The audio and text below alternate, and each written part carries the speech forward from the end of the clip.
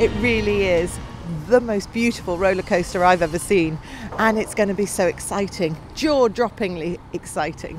The great thing about the amusement park business is it's made to change, create new things, really invest in the future, bring in new, more exciting rides. And you know what? We mix them with some of the old rides too, but it is so important that we can bring new coasters like Icon to Blackpool. Absolutely amazing feeling, putting in the last bolt of the world's probably most exciting roller coaster ever built. You know, I've been working with the team for, as you say, 5 years now, and it's just going to be amazing. I just can't wait to ride it. We've got the big one, then we have Infusion, then we have the Big Dipper, and then we have Icon. And you can see how roller coasters have evolved over the years, because you see all the different engineering structures, all the architectural differences. It's so cool.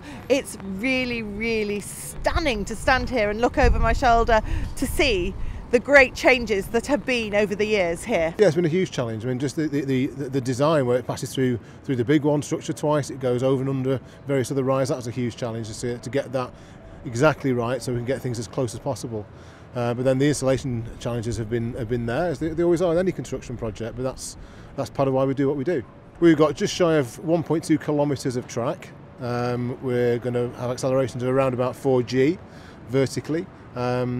The acceleration on the launches will be similar to that of a Formula 1 car, so unless you're a racing driver, you won't have experienced anything like that before.